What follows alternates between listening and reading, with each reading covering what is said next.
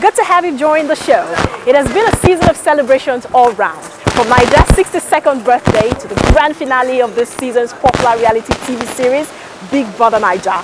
On and off social media, Naija has been trending. The entertainment scene throve with a plethora of concerts and independent-themed events. Well, AK, let us know. Very well. Surdauna, a stage play about the life and times of the man who features on the 200 Naira banknote, Sir Amadu Bello, sold out in Abuja.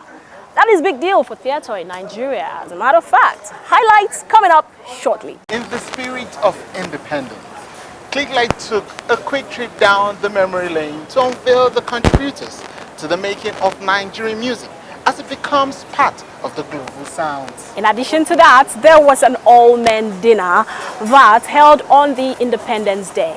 Well, I must tell you that we had a chat with one of the former housemates of the recently concluded Big Brother Naija Season 7.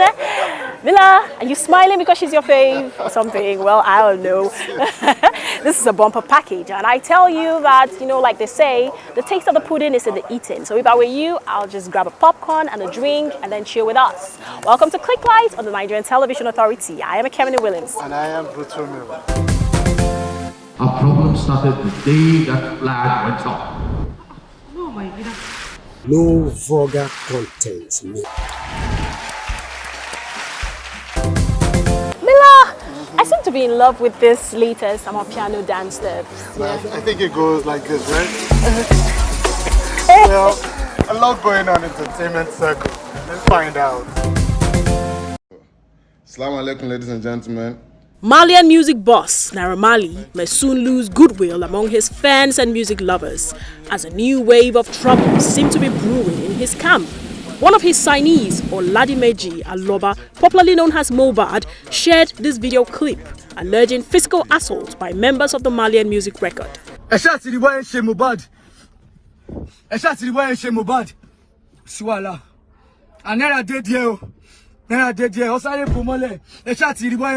Partly covered in bruises, the artist said he demanded for a replacement of his manager, but rather than being served a new manager, instead he got the beating of his life.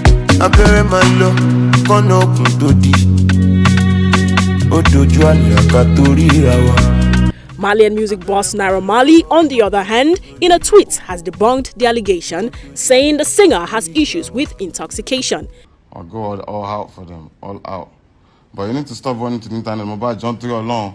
But you lost a video last time. To support Naira Marley at home. Can you very buy? Can you come here? Address and tell me if I could have been weary.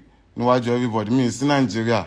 In response to the situation, online users appear to be on Mohbad's side as they blatantly called out Naira Marley for allegedly telling lies and perhaps mistreating Mohbad.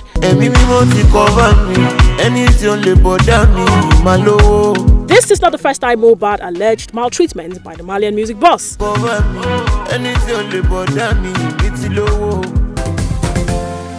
I understand that there was a young man who could sit down in his sitting room and manipulate the banking sector using his computer, his laptop. I also understand that the world powers have already taken him away from here. Because for us, we see him as a criminal.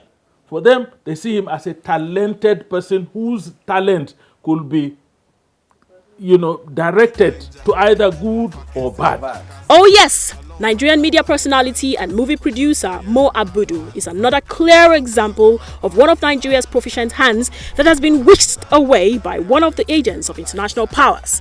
The Ebony Life CEO is now an executive member of the prestigious business school of Harvard and will be sharing her experiences with students of the school. Mo shared the news on her social media handle, revealing that it is a part-time arrangement which entails research, advisory and coaching for the MBA students.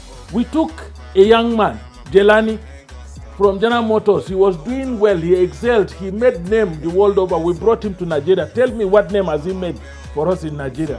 Because the environment for him to maximize his capacity does not exist.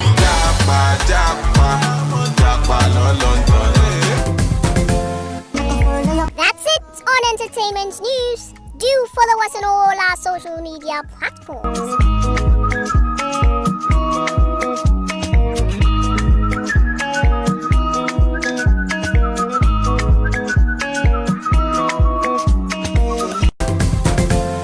to agree with Mr. Sajo, you know, but there's situations whereby you can't handle that. People just need to jack back. They need the opportunity to go and get themselves exposed. You know, if things are not working a certain way for them in a particular environment, they need to look for greener pastures.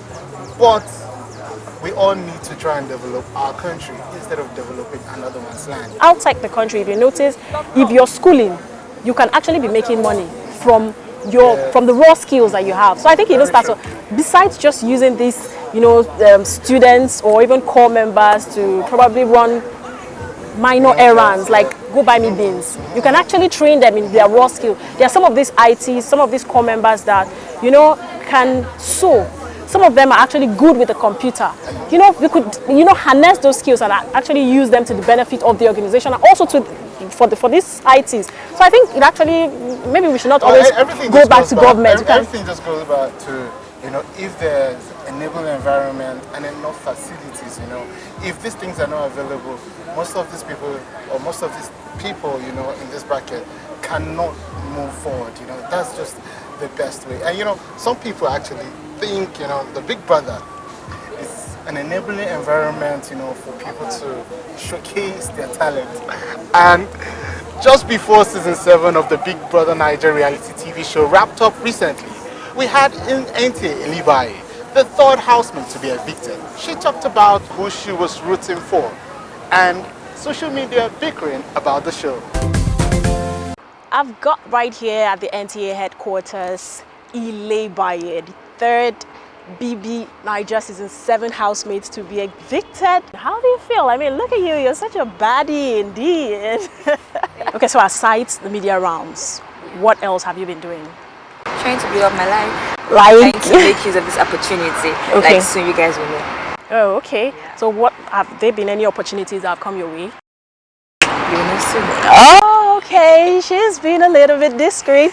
All right, okay. So, I mean, there's this impression, you know, people have about Big Brother. I mean, ever since the last 2 seasons, now housemates, you know, are selected based on long legs. Looking at your set, if you look at all the housemates, you can always pinpoint, okay, this is the sister of somebody popular, this is a friend to someone popular, this is someone that's already known in Lagos. I think it's first, because literally, like, the process I went through, like the auditioning, like everything, like the emails and stuff like that, like it's true audition, like you have to audition, like you have to struggle to get to the bridge, like, because I didn't even expect I was going to like be chosen. Like I just had to like try my luck, interview, like I sent my email, my videos, and like through the normal process. And next thing I got like an email that, oh, you have to come through like the next process, then the audition, then you were selected. Like, it wasn't through any know this, know that, know this, know that, know that person. It's just true, like maybe something unique that they saw in me or my video that I sent, and they're like, yeah, this girl like fit the show, and like we need her, and the rest. So I'm a Gen Z, so what were you doing before Big Brother? And why did you even think about going to Big Brother? I don't know. I just woke up one morning, I was like, I really want to go into the show. Because people are like, oh, you have to know somebody to go into the show. So, I mean, that is true. That means that connection thing is true. No, it's not true. Like, no people, obviously Nigerians, will be like, I beg, if you are reading under the comments, be like, don't even audition, don't even waste your time. They already have the people that they want. They already know you have to know this person. Like, you know how Nigerian perspective, like how they think. So I was like, nah, I don't even believe that. I don't have to listen to what people are saying. Like, let me just try my luck. And that period, I wasn't even, I just like came out, I just chop breakfast, not like chop breakfast, but like, I just wanted to like leave my environment. Meanwhile, guys, breakfast actually means when you have a heartbreak. When someone gives you a heartbreak, or maybe you were served a heartbreak by your lover. So I think Ilebaye just passed through that. No, not served. They didn't serve me. But oh, you served? No, we just had to go our separate ways. Okay. Yeah. Hi, Big Brother. I think you're a really sweet person. I think you're, really lovable. But people actually had a different opinion when you were in the house. They felt like you were a little bit, Ilebaye was, that girl on the edge, always ready to snap. Was that a strategy, or is just a side of you we do not know? So I felt like I was just misunderstood, so that's not who I am. But I'm just that person. Like, I don't like keeping quiet. If you annoy me, I will say my mind. But like, maybe the way I say it sometimes is not like the way people like they don't really like the approach. But yeah, if you take a look at the logo of Big Brother. It's an eye, I think, in a triangular shape. So there's this. You've never noticed? Are you trying to tell me you've never noticed? Are you there? Well, there's this, mindset that Big Brother kind of allegedly has affiliations with, a certain fraternity. If something is strange, you literally notice. So Do you go like, into agreements, signed agreements, some kind of, do's and don'ts? And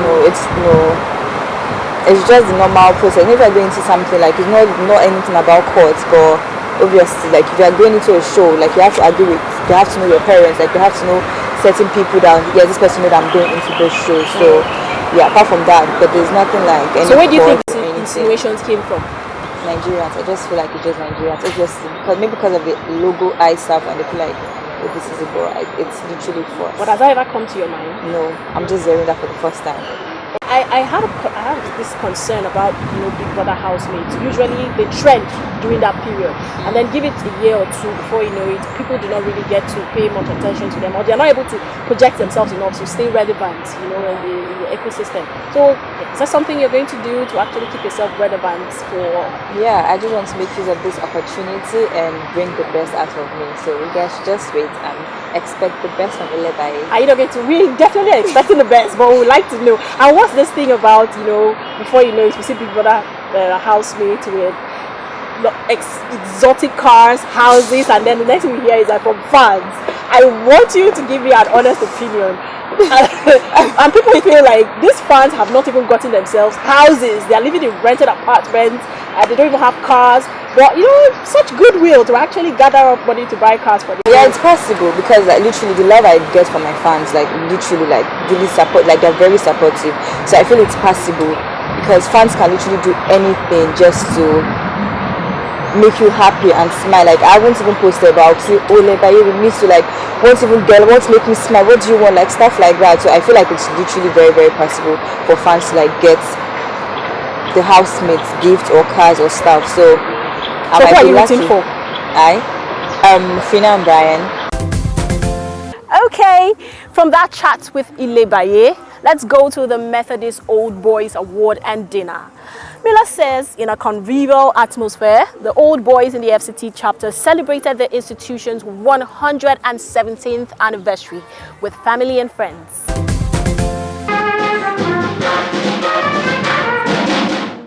A nostalgic feeling was palpable as all boys of the Methodist Boys High School, Oram, came together in Abuja on Nigeria's independence anniversary.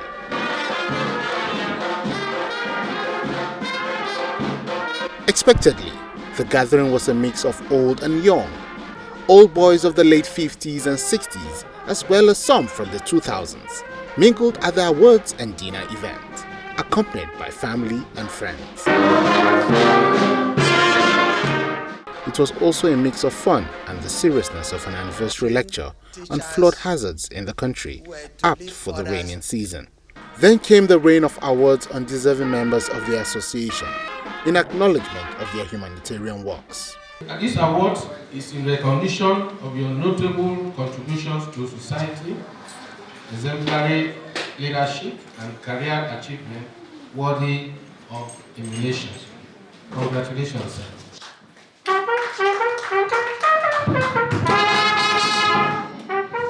This award, for me, is something to cherish, for the acknowledgement of my role in helping humanity.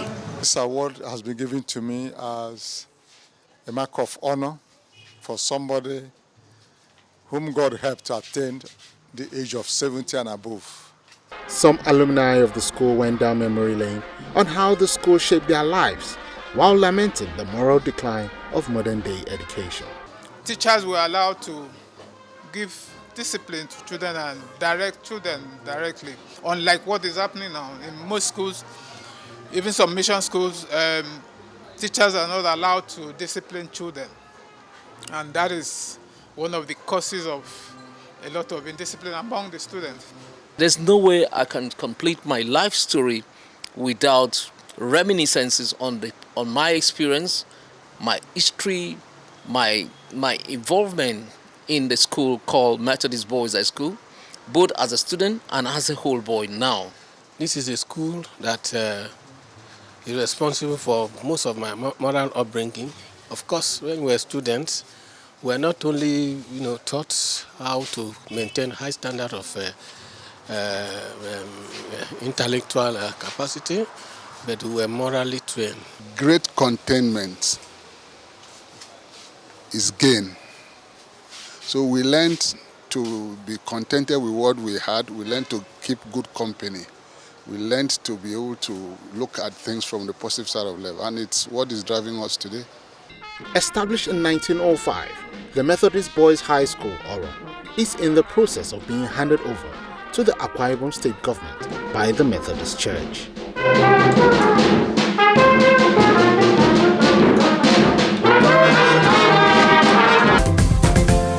To the music scene now. Have you noticed that contemporary Nigerian musicians have been in a battle over who should take credit for making Nigerian music a global phenomenon? Well, do they know the role of generations of musicians who laid the foundation for the present Nigeria success story?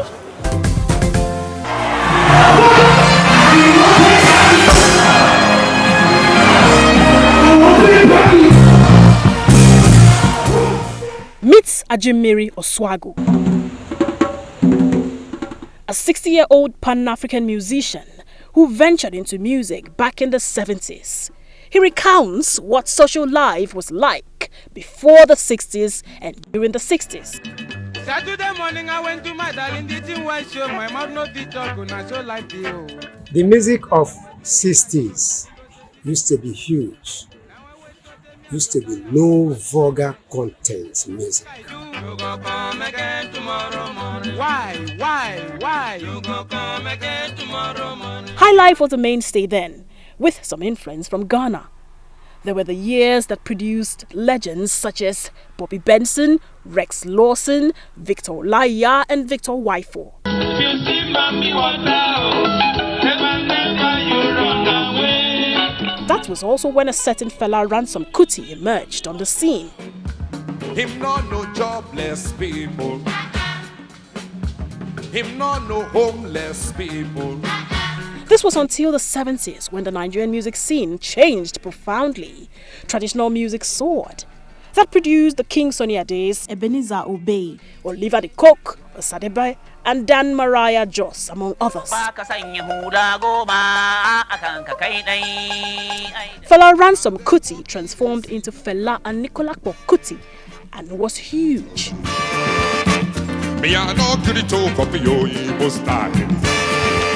In the mid-70s and 80s, the increasing influence of Western music forms like rock, funk, disco, as well as reggae from Jamaica led the emergence of so many new artists.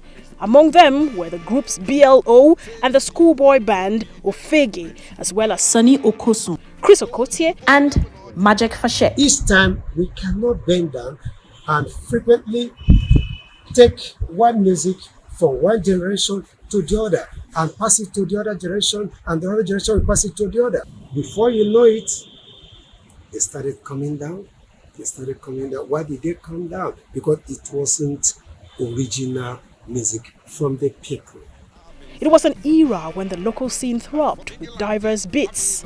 Ajimiri recalled music in the 90s with smiles, including the reinvention of some Nigeria's indigenous music with the addition of a contemporary touch by the likes of Shina Peters, Mike Okri, Sonny Okosun, Chrissy Bokwe, Onyeka Onwenu, and Ayinde Barrister, who stormed the industry with sounds like Afro Juju and Fuji, which made lots of waves.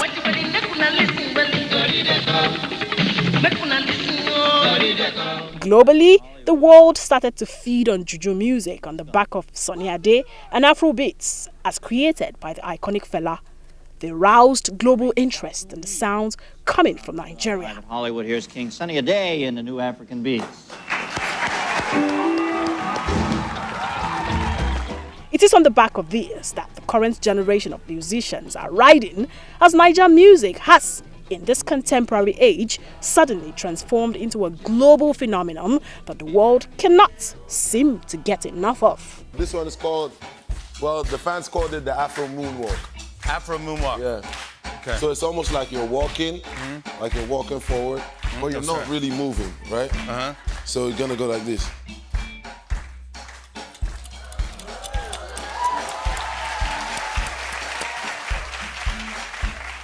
Here you go.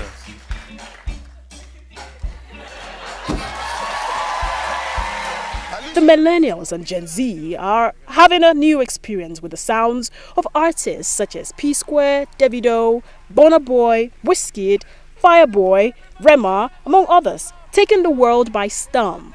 They are selling out concerts, breaking records, winning international awards, and putting the name of Nigeria on a better footing. International stars are now on a queue to identify with these indigenous stars. The downside is that some negative influences have manifested in the content and character of facets of the music.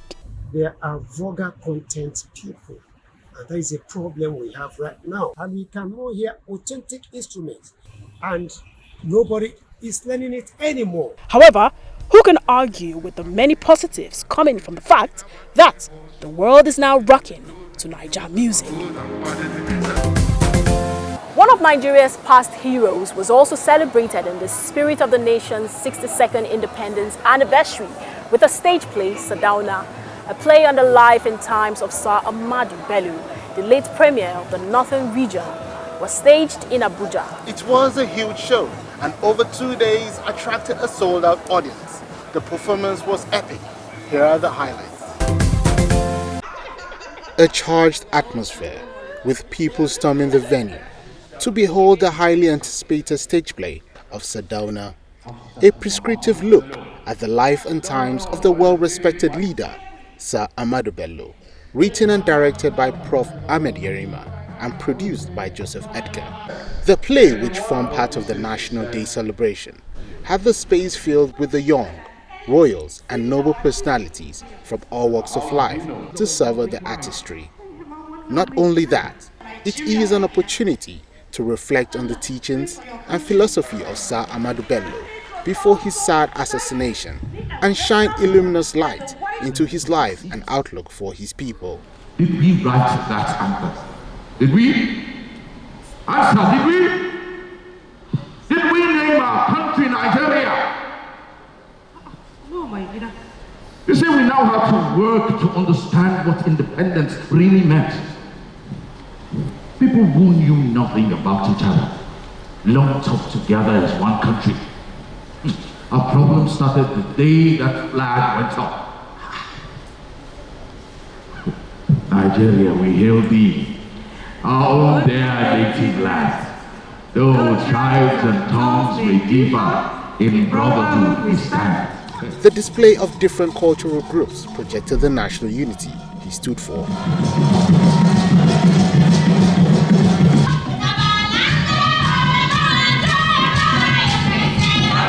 An emotional moment for the Surdauna family, who were present to witness history of their father and grandfather. They explained how much this means to them.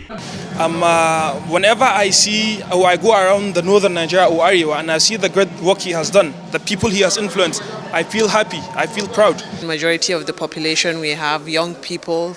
Most of them are not aware of this history at all. So it's very important and it's very good timing. The organizers described the stage play as an avenue to educate, entertain, and bring together Nigerians by retelling stories of the late premier of the northern region. And I think the good thing is Nigerians are beginning to think, they're beginning to ask questions. We need to ask questions and say, where do I find my space here? What am I doing here? Nigerians have very small attention span. You get the young ones, you get who are more interested in things that are more fleeting. Do you understand? So, but when you bring out stories like this in this kind of format, a lot of dance, you get, so it just catches attention. So you get, so leaders of today, you get, we want to use these stories to remind them that look, people that were there before you get me, that took decisions for the greater good, right or wrongly.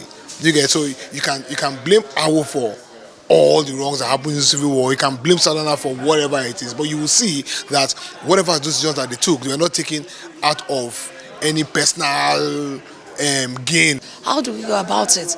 Getting the right person on the right seat in the right place at the right time.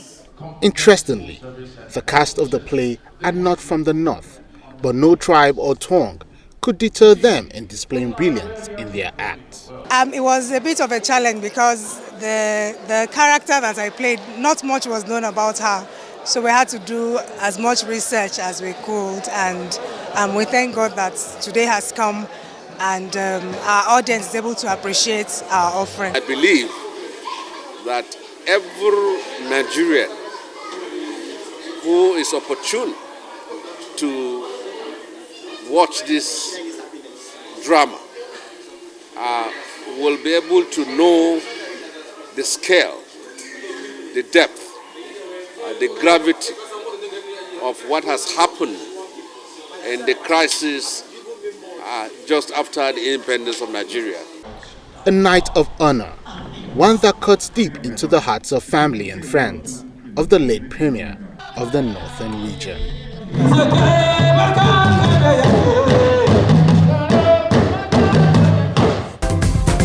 This is where we draw the curtains on this week's episode of the program. We hope you had fun. Keep watching us, same time, same station. I am Butu Miller. And Dabi Kemini Willins. Salute.